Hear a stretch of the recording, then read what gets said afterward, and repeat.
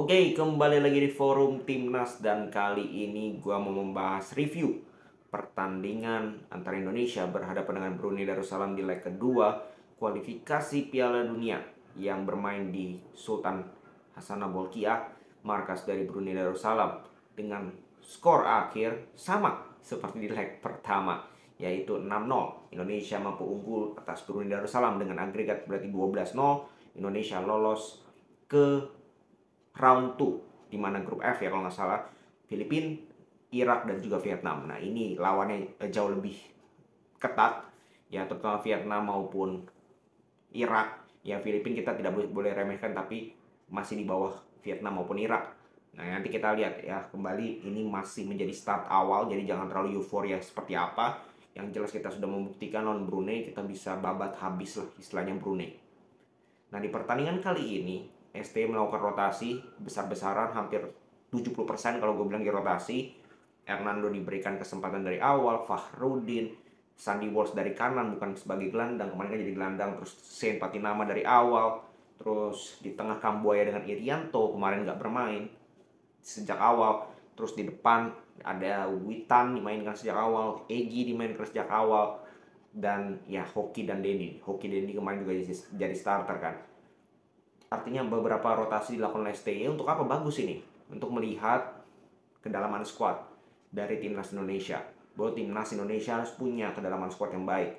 Pemain inti dengan pemain cadangan harus setara, harus kualitasnya sama, harus bisa menjalankan strategi atau taktik yang diinginkan oleh Shin Tae-yong sebagai pelatih.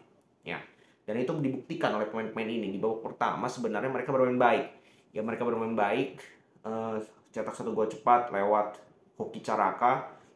Setelah itu sebenarnya agak melempem soal menciptakan gol. Apakah mereka menciptakan peluang? Iya. Beberapa kali Denny di depan gawang, aduh, masih ke arah gawang seperti itu, finishingnya begitu buruk. Terus Shane Patinama dapat 2 peluang emas. Satunya di save luar biasa oleh kiper, satunya lagi tipis sekali melebar. Dan beberapa setengah peluang lah.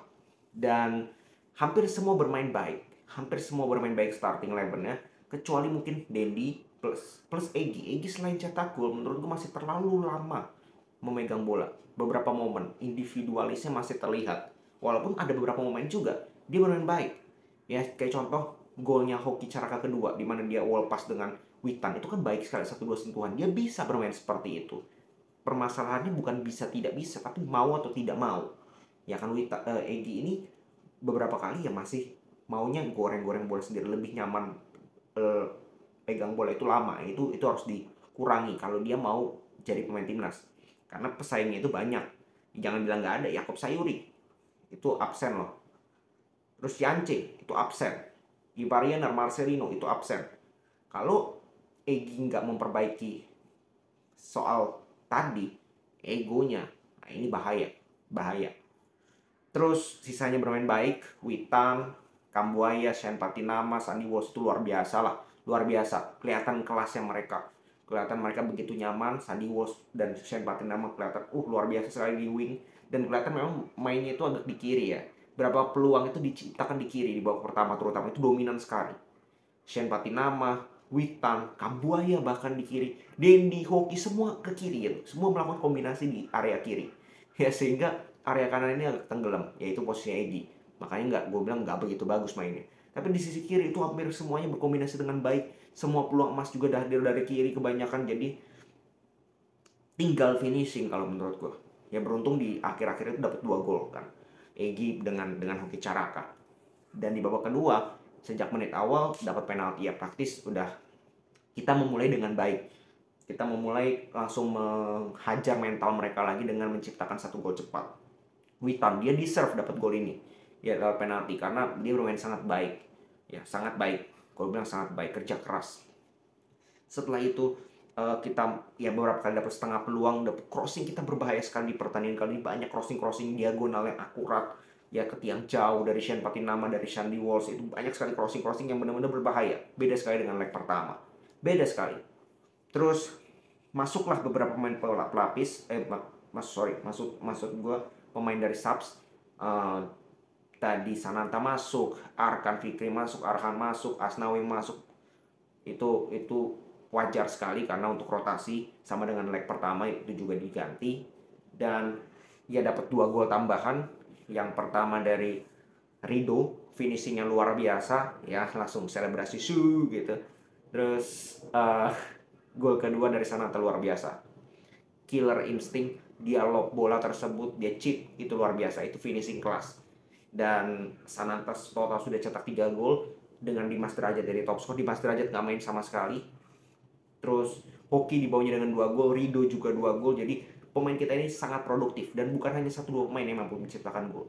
Ya, bukan hanya 1-2 pemain menciptakan gol, Egy bisa cetak gol, Witan bisa cetak gol. Itu bagus sekali. Bagus sekali untuk timnas kita. Dan nanti dengan tambahnya pemain-pemain yang absen, Marcelino, Ivar Jenner dan lain-lain, itu menurut gue timnas kita ini patut diperhitungkan di Piala Asia maupun di kualifikasi nanti. Kalau nggak salah nanti bulan depan itu away ke Irak dan home lawan Filipina. Harusnya kita bisa minimal dari 2 pertandingan itu kita dapat 4 poin, menang lawan Filipina dan cari imbang melawan Irak. Syukur-syukur kita bisa menang, itu sangat mungkin terjadi. Dan di Piala Asia nanti Jepang, Irak, Vietnam. Nah, kita bisa lagi bersaing di sana. Gue yakin dengan kapasitas STY, dengan kualitas pemain kita, mungkin kita akan tidak main secantik ini. Kita akan main lebih reaktif. Gak ada masalah. Gak ada masalah lawan Jepang. Kalau kita main terbuka, selesai kita. Barusan Vietnam ketemu Korea Selatan 6-0. Laga persahabatan, dibantai Vietnam. Kalau kita bermain terbuka menghadapi lawan yang jelas-jelas secara skill individu dan secara kematangan itu jauh lebih kuat daripada kita, selesai kita. Makanya tim-tim di Eropa bahkan ketika bertemu tim-tim besar di Premier League, ketika ketemu MU, City, Liverpool, itu selalu main bertahan. Ketemu Arsenal, selalu main bertahan, nggak berani main terbuka. Karena ketika mereka bermain terbuka, space mereka lebih besar dari lini pertahanan, itu akan dimanfaatkan dengan skill, dengan kematangan dari para pemain yang memang sudah jauh lebih baik secara kualitas.